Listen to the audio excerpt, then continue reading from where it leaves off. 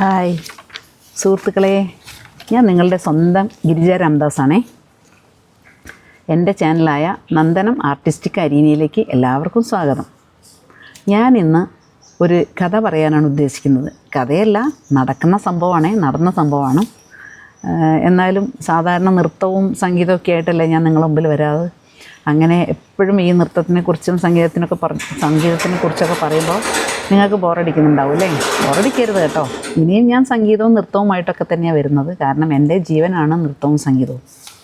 എൻ്റെ ജീവവായിയാണ് ഞാൻ എപ്പോഴും പറയാറുണ്ട്. ഇടയ്ക്കൊക്കെ ഒരു ചേഞ്ച് ആവാം അല്ലേ? അതുകൊണ്ട് ഞാൻ ഇന്നൊരു സ്റ്റോറി പറയാമെന്ന് വിചാരിച്ചു.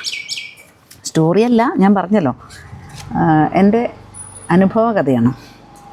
ഞാനിപ്പോൾ താമസിക്കുന്നത് തിരുവനന്തപുരത്തുള്ള പിടാരത്തുള്ള പ്രകൃതി ഗാർഡൻസ് എന്ന വില്ലയിൽ നന്ദനം എന്നു പേരുള്ള B10 നമ്പറുള്ള വീട്ടിലാണ്.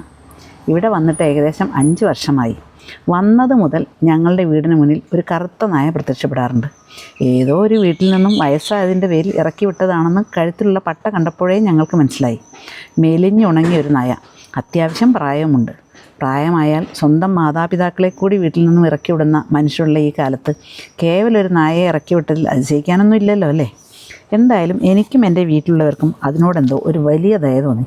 അന്ന് മുതൽ ഞങ്ങളുടെ വീട്ടിലുള്ള ഭക്ഷണത്തിൻ്റെ ഒരു പങ്ക് അതിന് കിട്ടാറുണ്ട്. അയൽവാസികൾക്കും അതിനോട് ഒരു സ്നേഹമൊക്കെ ഉണ്ട് കേട്ടോ. അങ്ങനെ അവൻ B സ്ട്രീറ്റിൽ ഒരു ജേതാവായി വാഴാൻ തുടങ്ങി. പോകെ പോകെ അവൻ്റെ ഭരണവും തുടങ്ങി. അന്യരായ ആരെയും ഈ സ്ട്രീറ്റിലേക്ക് അടുപ്പിക്കില്ല. ഭയങ്കര കൊര. കുറച്ച് നാൾ കഴിഞ്ഞപ്പോൾ അവൻ്റെ കൂടെ ബ്രൗൺ കളറിൽ ഒരു നായക്കുട്ടിയും കൂടി പിടിച്ചിട്ടു. എന്തായാലും ആ കുഞ്ഞിനെയും എല്ലാവരും ഇഷ്ടപ്പെട്ടു തുടങ്ങി. പിന്നീടാണ് മനസ്സിലായത് ഇത് അച്ഛനും മോളും ആണെന്ന്. ഇവർ രണ്ടും കൂടി അങ്ങനെ ഇവിടെ ഭരിച്ചു തുടങ്ങി. അതിനിടയിൽ ഞാനൊരു കാര്യം പറയാൻ മറന്നുപോയി കേട്ടോ. ഇവൻ കറുത്തൊരു നായ ആയതുകൊണ്ട് ബ്ലാക്കി എന്നൊരു പേരും ഞങ്ങൾ ചാർത്തി കൊടുത്തിരുന്നു. പേര് വിളിച്ചാൽ ഏത് പാതിരാത്രി ഇവൻ പാഞ്ഞെത്തും. സ്വാഭാവികമായും ബ്രൗൺ നിറത്തിലുള്ളൊരു നായക്കുട്ടി വന്നാൽ അതിനെന്ത് പേരിടും? ബ്രൗണി എന്ന് പേരിട്ടു. അങ്ങനെ ബ്രൗണിയും ബ്ലാക്കിയും കൂടി ഇങ്ങനെ ഇവിടെ വിലസി നടക്കുമ്പോഴാണ് കുറേ കഴിഞ്ഞപ്പോൾ നായകളുടെ എണ്ണവും കൂടി. ഇവർക്കുണ്ടാവുന്ന കുട്ടികളായിരിക്കാം, തറവാട് കാണിക്കാൻ വേണ്ടിയായിരിക്കും, എല്ലാം കൂടി ഒരു വരവുണ്ട് ഇടയ്ക്ക്. അടുത്തുള്ളവർക്കൊക്കെ കുറേശ്ശെ മുറുമുറുപ്പ് സ്വാഭാവികമാണല്ലോ തുടങ്ങി. പണ്ടാരോ പറഞ്ഞ പോലെ, ഉണ്ടിരിക്കുന്ന നായയ്ക്കൊരു വെളി തോന്നിയെന്ന് പറഞ്ഞ പോലെ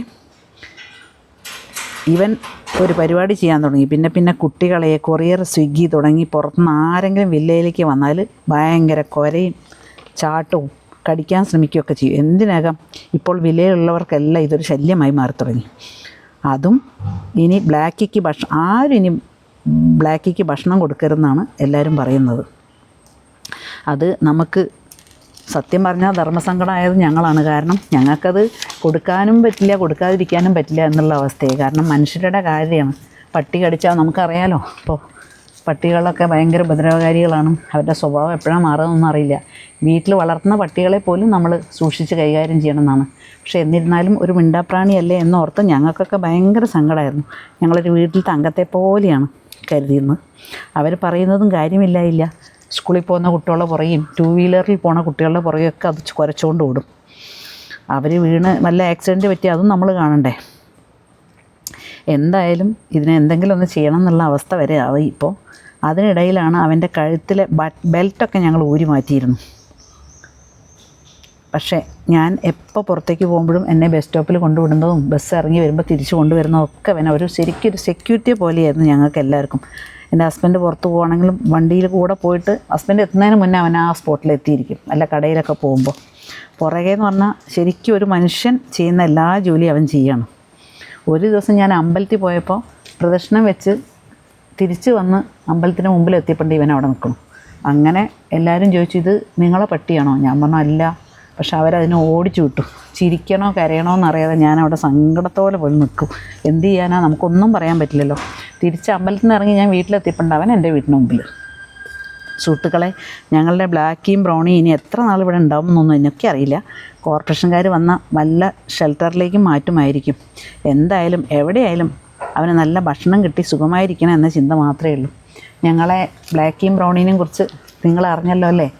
അടുത്തൊരു കണ്ടൻ്റായിട്ട് ഞാൻ ഉടനെ വരും. പിന്നെ ആ ബ്ലാക്കിയും ബ്രൗണിയും ഞാൻ കാണിച്ചു തരാം കേട്ടോ. പാവം പട്ടികളാണ്. മൃഗസ്നേഹികൾക്ക് എല്ലാവർക്കും സമർപ്പിച്ചുകൊണ്ട് നന്ദി, നമസ്കാരം.